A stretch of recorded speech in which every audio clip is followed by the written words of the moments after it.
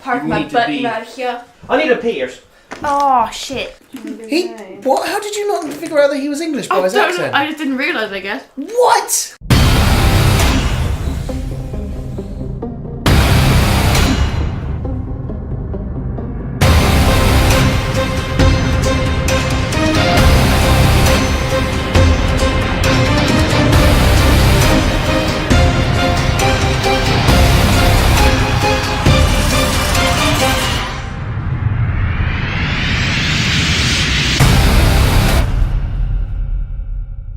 Hi everyone and welcome to the Let's Watch Horror podcast. I'm Rob and I just realised and finally know what meta means. After all these fucking shows, I finally know what it means thanks to this awesome fucking found footage / documentary film, Butterfly Kisses. Yeah. Is that Found gonna, footage is not dead. is that going to be your main takeaway, that you now, because of this movie, have figured out what it means to be meta? I have a reference point now. It's a bloody good takeaway. It is. I'll take it. Now, you're here with me, Rob, Ruby, Manny, and our special guest, once again, she's back, it's the lovely Beth. Yay! Hi. Hi, Beth. Hey, thanks for having me again. Love you guys. No problem. It's weird, when I was talking to people about you coming back on the show, my dad was like, Who are you Beth." talking to? My dad. He's going to count as people. Daddy. And Trying to make yourself sound more popular. yeah, and I said like, oh, Beth's going to be on the show again. He's like, oh, Beth's really good. Yeah, she sounds really good, and Oh she makes the my podcast God. really good. And I was like, well, yeah, I'm in it too. And he's like, yeah. Like, it's really good. Beth's coming back, and I was like, fuck you, Dad. Me, your son. Yeah. Hey. Thanks, I talk Daddy. to you about this every day, and he's like, yeah, I know, but when's Beth going to be on? So we're very happy to have you back. Aw, Please give me you. your approval, senpai. Yikes. So, which one of you wants to talk about how much they love this film first, before I go on a massive monologue about it? Well, first of all, did we all love it? Yes. Yeah, this Thank was God. this was one of the better independently made like found footage horror movies I've actually watched. I'd say. By a country mile. Yeah, it's got. Mile. Country mile. I said one of the things that I said while we were watching it was this actually has a story. Like with so many of these kinds of like found footage movies, like especially ones that are more like independently made, like they always just seem to like skimp on plot. Whereas this had plenty. It actually had actual characters. It had actual characters. It had an actual plot. Like there were like things that happened. Things moved at a pace, but it was interesting, and I actually felt invested in what was going on. I think it's just safe to say we were all very pleasantly surprised by this. Yes, Yeah. When massively. You told us that it was a found footage. Like, obviously for Rob, that's like wet dream levels. I will watch any found footage. I love them all. That's my thing as well. I'm a sucker for any found footage movie. Yeah. Like, I'll love it even if it's shit. But luckily this one was fucking sick. Yeah, nothing shit about this. Not This a single one bit. reminded me of the last broadcast so much. It did. And I love the last broadcast. And if any of our listeners like the last broadcast, you have to watch this because it's so similar. But it kind of I'm going to say it, and I hope the director Eric Christopher Myers, I remembered his name. I hope Eric enjoys what I'm about to say because this is better than the last broadcast. Ooh, this is really? better than the last. I got the same feeling from this, and I'm 26 now, than when I did when I watched the last broadcast, and I was like 12. I feel like we need to give this some context. Last broadcast. Why is it so hard to say? Because you're thinking about the last podcast on the left. That's probably How it. did you not The think that? last broadcast is one of Rob's all-time favourites. He has banged on about that film for years, ever since he first watched it. For you to say that, that's a big thing. Did you know that was the first film to ever be broadcasted to the world through the internet instead I of being knew in the that cinema? because you've told me 10 million times. Yeah. But no, this was so great. And just to go on a mini Rob monologue, I feel that a Rob-a-log. Yeah. See, this is the kind of stuff you guys need to start doing. Listen to that. But I feel that if you put this film on Netflix, this would be the film that everyone would be talking about. It would be like a film that's like, have you seen Butterfly Kisses? That really cool meta documentary, not documentary, and like, oh, it's just so cool. And one of the things I want to talk about as well, back to the director Eric. He's in this, playing the director. He's like directing a film that's a documentary about a film about a guy who's directed another documentary about a film about these two people that directed like a real found footage thing. That's a fair few layers of metaphor. There are so I'm getting better, aren't I? Yeah, that was amazing. I want to talk a bit as well about Kristen from Don't Fuck With The Original. Shout out Kristen, by the way, we love you. Girl. When I talked to her about this, because she'd seen this before we'd done this, and I was like, oh, I've got this film coming up, and she was like, this is like the inception of found footage horror films. Yes. Perfect. That is a genuinely good analogy. Yeah, it really is actually. There's layers to this shit. So many. Yeah, really. When Kristen, because she's a fellow found footage lover, when she says a found footage is good, I know it's going to be good. Yeah. Yeah, no, for sure. It had at the centre of it, like, one of the things that genuinely took me aback that I've never seen in a found footage before, never, is you have an actual character study in the like the sort of would you say he's the main character, our the actual filmmaker who finds the stuff, finds the footage, like the way that the film like focuses on him as a character and his kind of like, you know, his failed ambitions as a filmmaker and like, you know, his want, and then we get parts where we sort of question his integrity and what, you know, it, like I fucking loved that. I thought it was genuinely like brilliant. I've never seen that done, especially in a found footage, not at all. Like it gave it like I think, because I think you can make that criticism for a lot of horror movies where the characters just feel a bit shallow and like on like empty, but you really sort of felt like you were kind of getting a glimpse into this like character who was played really well too. And I think that was my favourite part of it actually, was his character and how much depth he was given. It was completely out of the ordinary for a film like this. And it makes you feel a lot of things. Like it really took me on a journey with his character. Like, I mean, the whole story in general does, but his character, like you say, like I went through different ways of feeling about him. Yes, like, yeah, completely. At the beginning, you're just kind of like, okay, he seems like a cool dude. He's going to take us. He's going to drive this story forward for us. And then certain plot points are introduced that kind of make you, like you say, question him and think like, oh, something sinister's going on here. And then I also felt for him really strongly, like much later on in the story, like actually started to have empathy for him. And it was just, like, and you don't get, like you say, you just don't get that kind of depth all the time. So that was a lot of fun. I thought all the acting was amazing as well. I thought the acting was really, really good. Really good. Yeah, and didn't Beth, you said that a lot of the people, they're actually like that they're talked to in this. A lot of people, it's like a documentary. You talk to a lot of people who have like, it seems to be that they know a lot about supernatural stuff. Aren't they actual?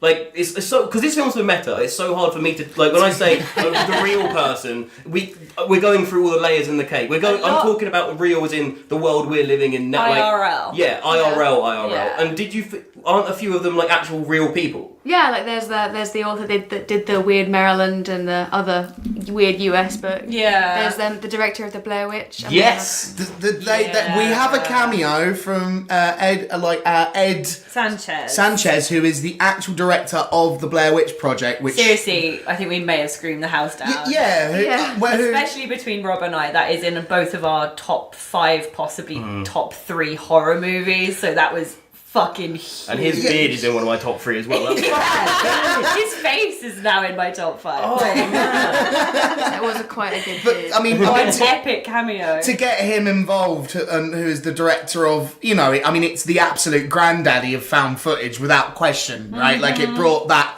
whole concept into the general public consciousness. I mean, to get him involved and like to have him sort of say, you know, I think it's really out of order for the. Oh, that was hilarious. He goes on this big rant. It's about fantastic. How it's like morally reprehensible for this director to be pretending that it's real, which was obviously the whole marketing base for the Blair Witch Project, and still something people talk about to this day of like, is it real? Is it not real? Yeah. So that was just a moment of pure brilliance. I just was so there for it. That mixture of meta-ness and like sort of satirical sarcasm. Completely. It was an excellent like little bit. I loved it. Even the bit where Gavin goes to, he's trying to, basically the whole point is Gavin has found these videotapes which kind of lead the people looking for this thing called Peeping Tom. Yes. And we perfectly learn through it throughout the whole story. It's very like, we learn the story of Peeping Tom slowly, but like really well and really real. But the whole point is Gavin's found this tape and he's put the film together, and then he's getting a film crew to film him,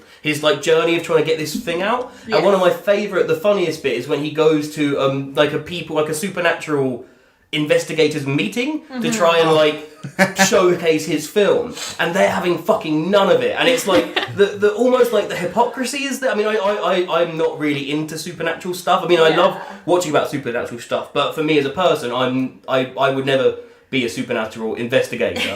Right. But like the way that it's like, obviously the whole, kind of, people joke about supernatural investigators, and I'm not one of these people, but they say like, oh, they'll believe anything, and like but they weren't having any of his thing, and he gets really angry about it and starts taking the piss out of orbs and opens the fire door. Oh, there's no orbs out here. Yeah, that was fucking fantastic. He fights dirty. There's that old lady that's like, can I ask what medication you're on? That is savage. That savage old lady. That's the thing. This film is funny. There's some really funny moments in this film. Like it's an hour and a half long, so it's a full feature length, and through all of it, it's great. Like, I just felt like every 10 minutes we were pushed on perfectly to a new part of the film. Incredible pacing. Yeah, no, genuinely, it doesn't ever feel like it's dragging whatsoever. I mean, it's really helped by like the different layers, like during obviously where like we're constantly switching back between like the actual original like found footage, which is in black and white, and then you have like, you know, the found footage. We have the crew then like actually watching the director, which is in colour, and so we have these two narratives kind of going against each other. So it's like it is constantly fresh because each of those like narratives has its own little mysteries going on and its own sort of little storylines going on, but it never feels muddled either. No, I've not thought about that actually until you said that. That was a really good way of distinguishing between the two different like time zones and timelines in a way. Yeah, and I mean it's definitely like owes a lot to the Blair Witch Project, but I feel that's completely now if you're going to get the director on in the actual movie. Oh my god! Yeah,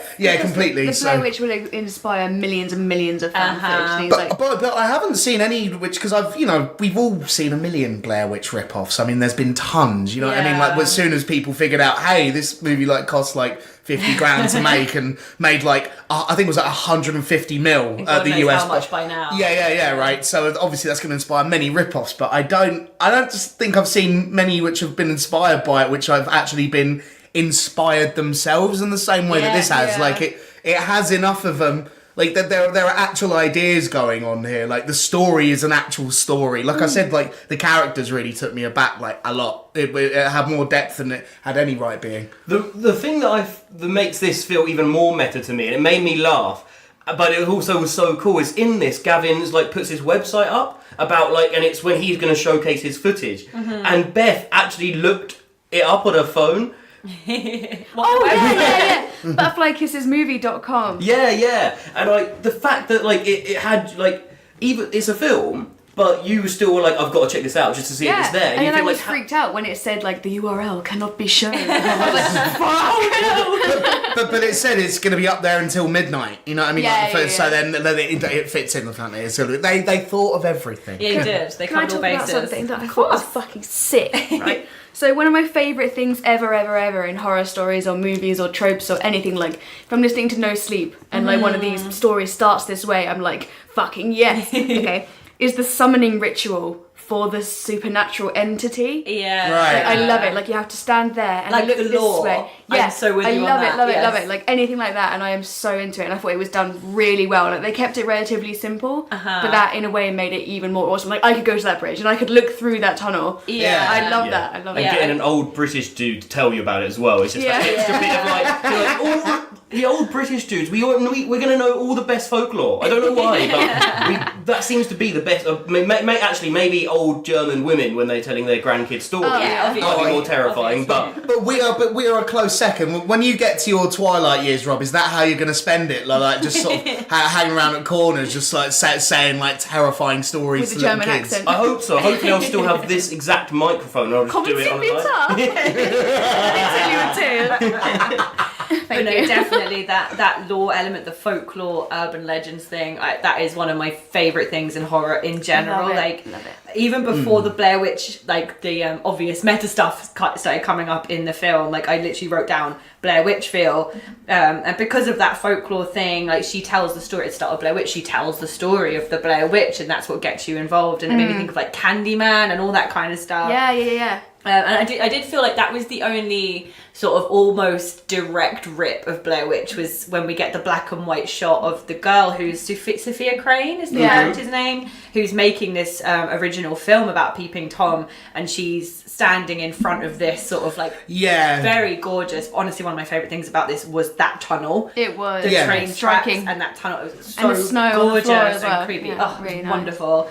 But that shot, I was just like, wow, that is like almost a direct rip. But because of where they go with it and because of the direct acknowledgement of where they got the inspiration, I'm just like, awesome. Even like when they sort of cut to all of the different like interviews with like random people on the street, like that. There's a lot of that at the very beginning as well. Yeah. So I definitely feel as though it very, very like openly sort of takes from the Blair Witch originally, but obviously it takes it in a completely different direction. Like it's got. It's unique amongst that genre completely, which I mean that completely like shoots down my one main criticism of found footage as a whole, really. So it did awful well. I suppose I better give us the back of the box preview. I know we've gone into it, but I'm too excited. And then I want to talk a bit how you guys can watch this, just in case you want to watch it before we carry on with the episode. Okay. Yes. So it's a summary I found on IMDb, and just a quick side note. I thought I printed off the IMDb for this, and then Beth read it before we watched the film. You can read it, yeah. It's okay. So Ruby doesn't know this, but I printed off the IMDb for this, and Beth read it before we watched it. Was like, oh, I know what's going on. Turns out there's another Butterfly Kisses. Another movie named Butterfly Kisses. I found this out about 10 minutes ago. Yeah, okay. So I had no idea. These guys rang me earlier and were like, do you want to come over and do the 0.5? And I was like, fuck yes, I do. Like, I wasn't sure what we were going to be watching, but I was totally into it. So I got here and I was like, show me what we're doing. Rob hands me this piece of paper and I'm like, all right, I'll read this. It says, we follow Jake and his two best friends through a world distorted by sex and porn.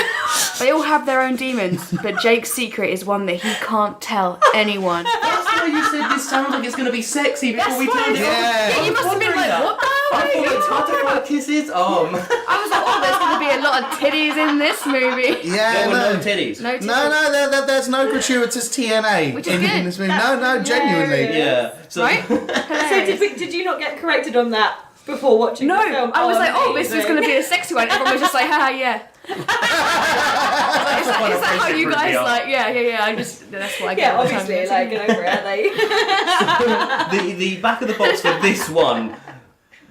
When you go on Butterfly Kisses and type in 2018 to make sure you get the right one and don't do what I did. But this one is a filmmaker discovers a box of videotapes depicting two students' disturbing film project featuring a local horror legend, the Peeping Tom. As he sets out to prove this story is real and release it as his own work, he loses himself and the film crew following him into his project. Which sums it up quite nicely. Yeah. It's way more complicated than that, but that is the crux of it. It kind of is, but it also kind of isn't, and I think that's what makes it so beautiful and so well done. Is like, you know, I love Kristen's reference to Inception because I think that makes a lot of sense, but at the same time, everything that happens here is wrapped up nicely and it all kind of gels. Inception kind of goes completely fucking batshit. Yeah, no, I completely agree. This, you know, you're watching a film about a film about a film, but you know it does all kind of it works and it gels. It has focus. It never wanders off into the ether. Like it definitely like it always remains on. You always know where you are with it as long as you're paying attention. You know what I mean? It doesn't get wrapped up in its own bullshit. Which if you're gonna have like these sort of 3 layers going on at once, like I think would be really easy to do. But it never does. You always like know where you are. But I think it's a super well constructed narrative. They clearly really took their time with how they were going to present this properly, because it is it's very cohesive even through all of those different shifts, through all the different those 3 different layers. You never feel like you're lost. So, it could have been confusing. Massive. Hugely. In the hands of a lesser filmmaker, you can easily say how it could have, but not at all. And I found myself genuinely engaged the whole way through.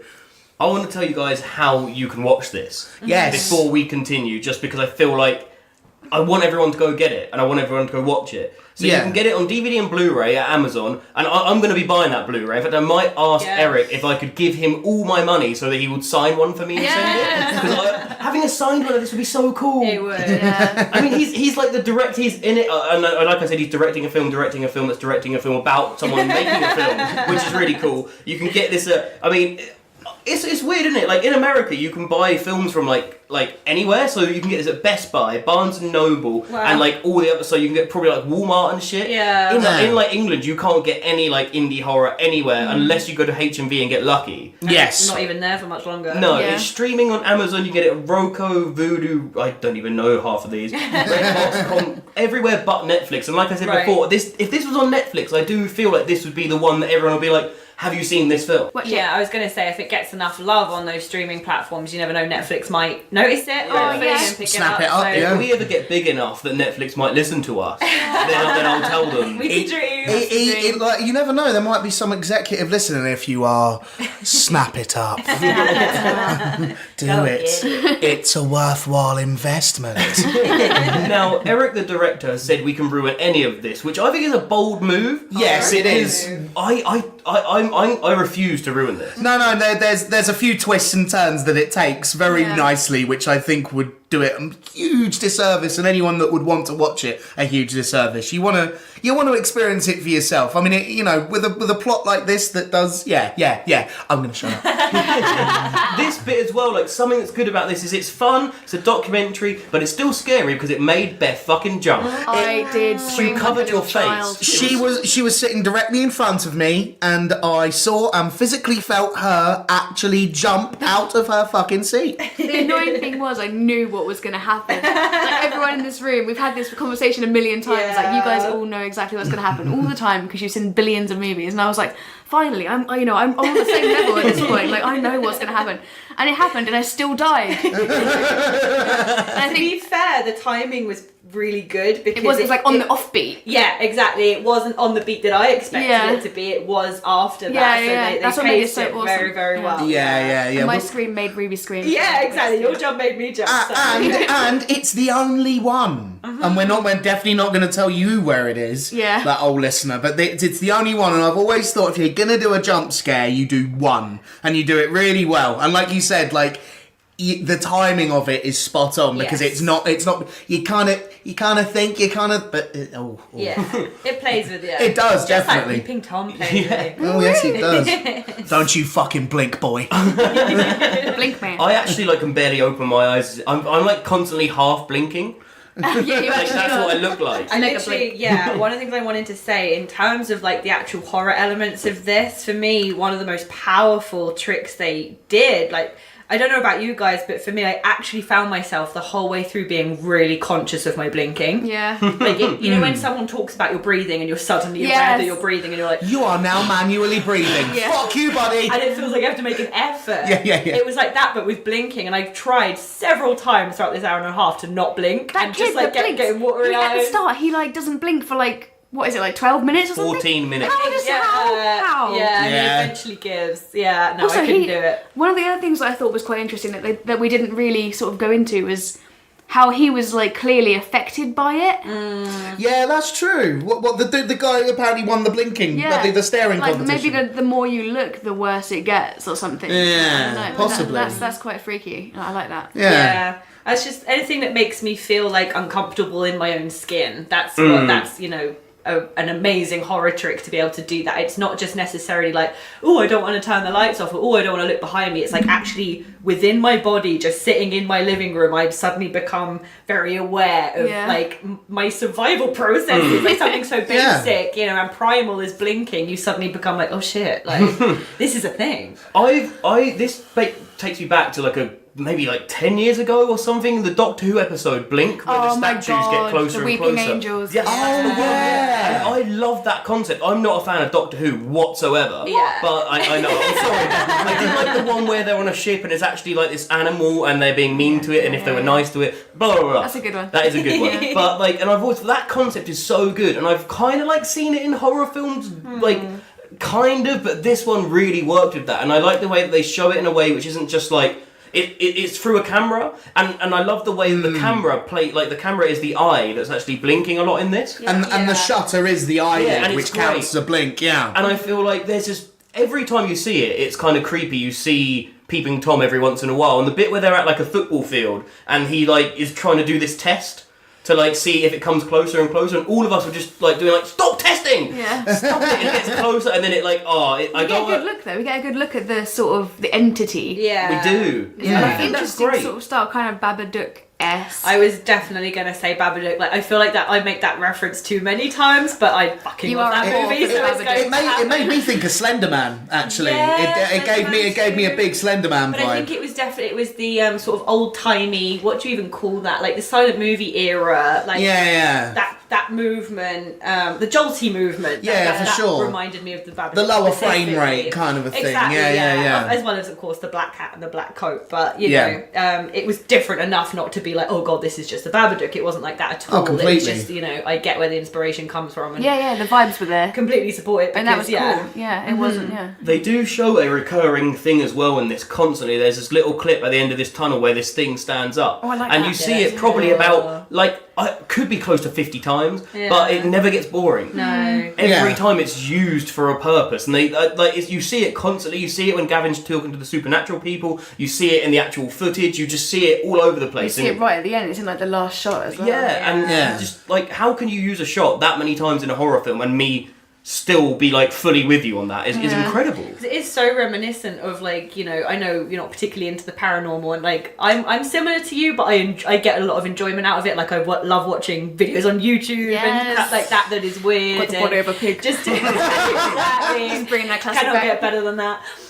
But you know, those sort of 5, 10, 15-second clips that are just odd, and you know, skeptics will just be like, oh, it's ridiculous, like, it's so stupid. But I'm like, yeah, but what if? Like, just imagine that it was real, like, and just have fun with that. And it's so reminiscent of those clips because it's so simple, and you can watch it over and over and over again to the point where it's mesmerising, but it doesn't become boring. Like, they really hit the nail on the head with that. But then they also hit the nail on the head in the fact that, like, everyone in the movie comes under such an intense level of scrutiny and skepticism from other characters in the film. And you know, I felt like they really cleverly sort of used a lot of criticisms of found footage movies and of fake ghost footage that you will get people leveling at. They actually use that in the movie, and they will level it at, like, you know, when the Blair Witch director's talking, he's sort of saying, oh yeah, they do the constant thing of when they're moving in traffic and then he'll appear and then disappear behind a car. That's been used so many times. And like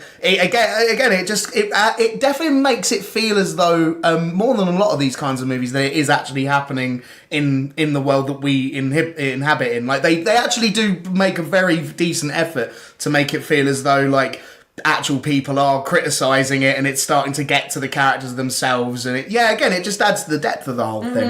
It had so much depth to it, and I was not expecting that at all.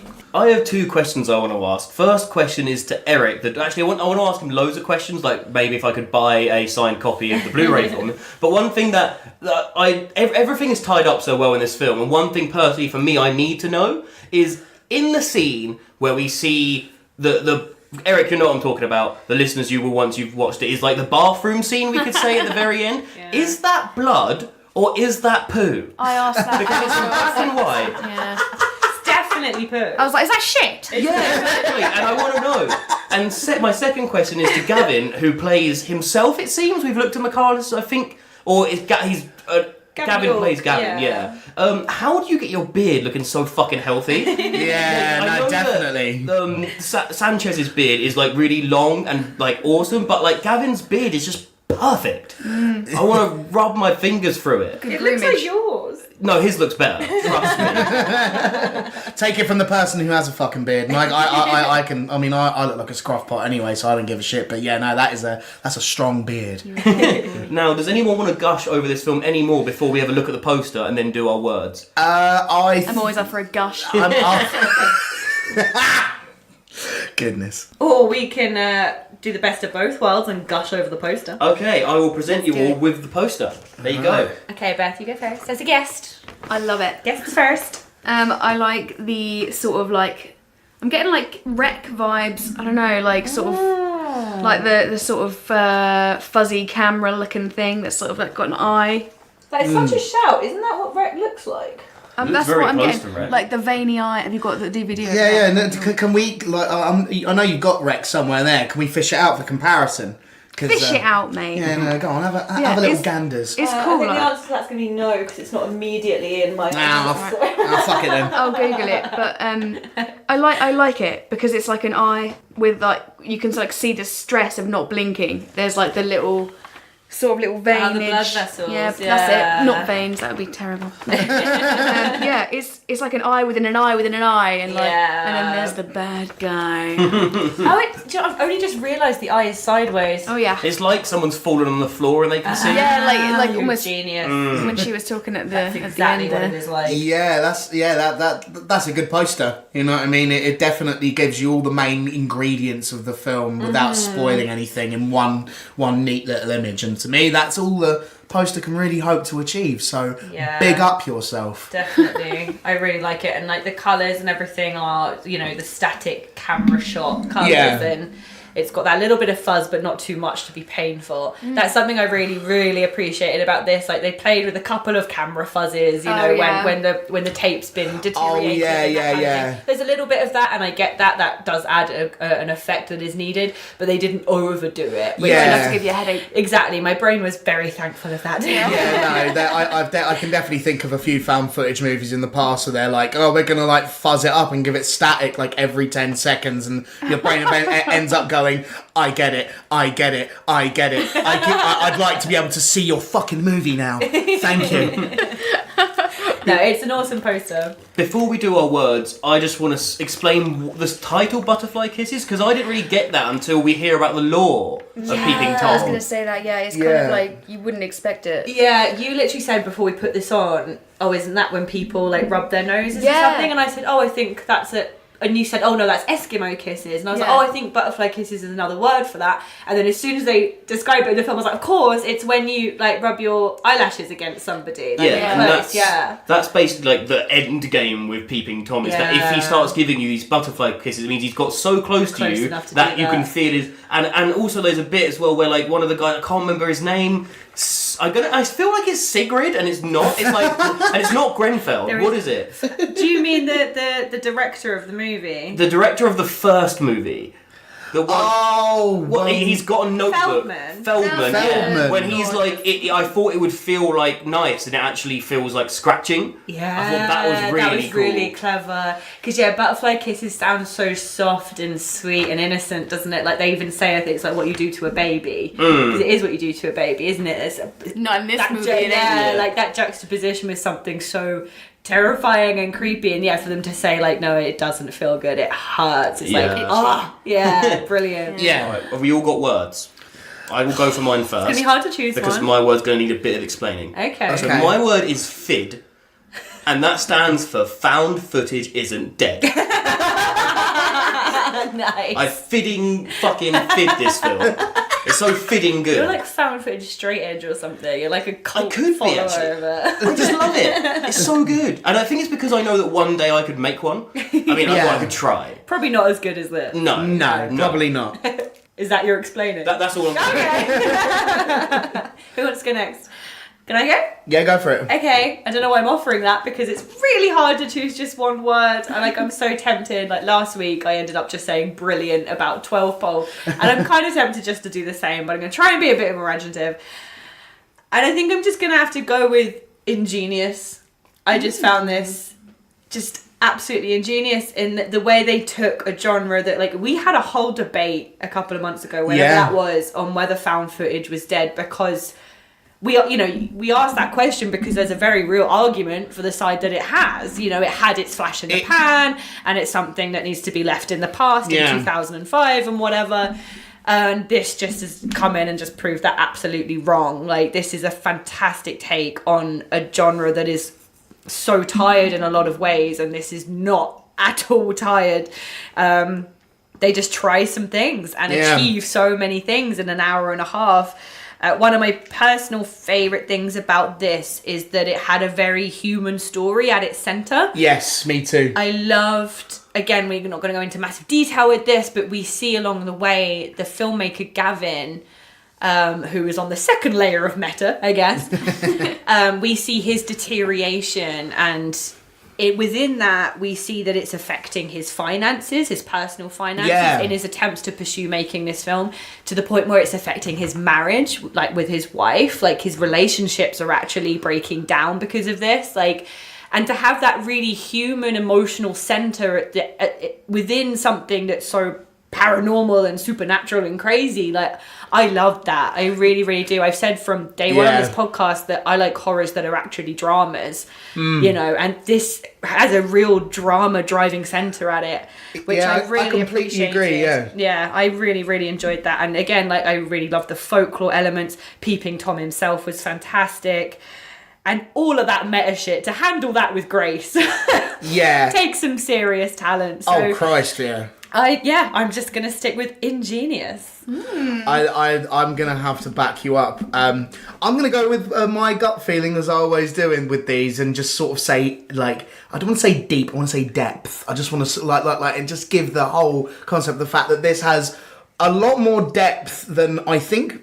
I want to say maybe any found footage movie I've watched. I mean, I'm backing up your main point of the fact that, like, that main character that we get in Gavin, I mean, he is an actual character. Like, just for that in of itself, like the rest of the movie is excellent. Like it's really engaging. The plot and the narrative are really, really interesting throughout. But that to me is like genuinely a bit of a triumph for this movie. I think that like his character is so well defined. He's like believable. He's well written. I think it's actually fantastic, and I think the depth of his character is the big takeaway for me personally from this movie. The whole thing was excellent, but I was actually floored by him as a character because, like you said, it feels like he has a life outside of the movie you're watching that is being like affected by the events of the film, and it completely drew me along with the movie, and that is.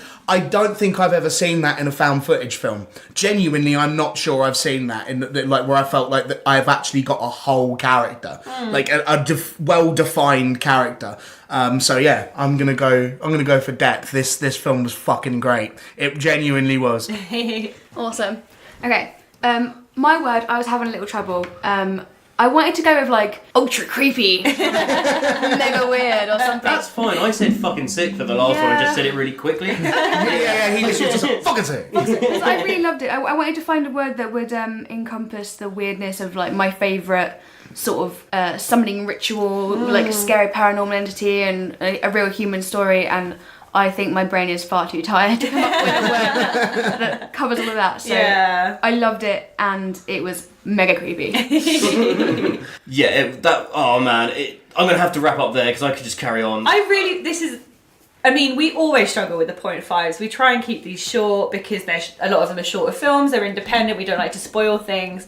But we often struggle with keeping them that way because we enjoy it. But I'm really struggling with this one. You're buzzing, I can tell. I really enjoyed it. I just want to talk and talk and talk and talk, but we can't. So for that, I'm going to say thank you so much, Eric. You're just great. Your directing is great. Your acting was great. Really good. Like we all just like, damn, this guy can act. He's great. You're not allowed to do both. I know you can't. It's not fair. When you just get behind the camera, it can be a little cringy. Yeah, not in the slightest. I had the tiniest fear because I was like, I recognise him. He's talked to me on Twitter. That's Eric. And it was sick. And he's also got another film called Roulette that was in 2013 that I think I'm going to have to check out now. Definitely. And I'm really looking forward to Eric's next project. I can't wait for that to come out. You better give us a ring, boy.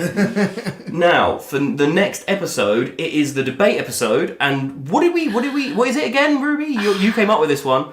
I'm so excited. This was like one of my, I got to choose 3 potential questions, and then I actually got to choose a question as well, so big up me. The debate question will be, what makes a horror a horror? By this point, it already should have, the tweet has been done by this point. Okay.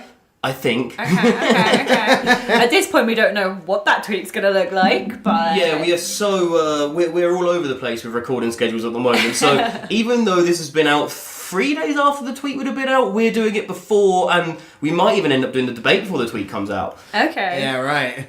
I'm just getting so meta with you guys. I wouldn't No, be that's not surprised. meta. Oh, I thought it was. No, I've learned nothing. That's just fucking with people, Rob. That isn't. No, you have to pick up a fucking dictionary. I think I'm gonna have to. And the comment for this episode, we got it on our post of the picture of all of us. Aw. And it's just some guy called the Crypt of Horrors, and went, "Are you the ones with the aggressive British accent?" Sure are. Is our British accents Do they aggressive? mean- Oh no, I think he meant aggressively British accent. So like I was we're going to super say, British. does that mean we sound aggressive or aggressively Means British? we're incredibly southern, darling. So Yeah. British. Yes. I mean, yeah. If we literally opened up this podcast going like, "Cheerio, chaps! Welcome to the Let's Watch Horror podcast. You're here with my chums." Maybe I'd. Maybe that's how we come Maybe we'd across, get more listeners. across the pond. Yeah, no, maybe we could like pretend that we know the royal family and we go to visit the Queen and have tea every 7 o'clock. Mate, the Yanks love a British accent. They do. It's clearly working for us. Yeah. Right, now that is it from us for this point 5. So thank you, Darren Musgrove, for amazing photos. I'm adding that one in there for you, Darren. You know he's gonna kill you. I love those pictures. They're so good. And They thank are. you to Tommy Musgrove for amazing artwork. And thank you, Beth, for coming on the show with us again. All right. Thank you so much again. I've loved every second. You guys are the best. Now, goodbye, everyone. We'll see you on the debate episode. Goodbye. Love you, bye. Bye.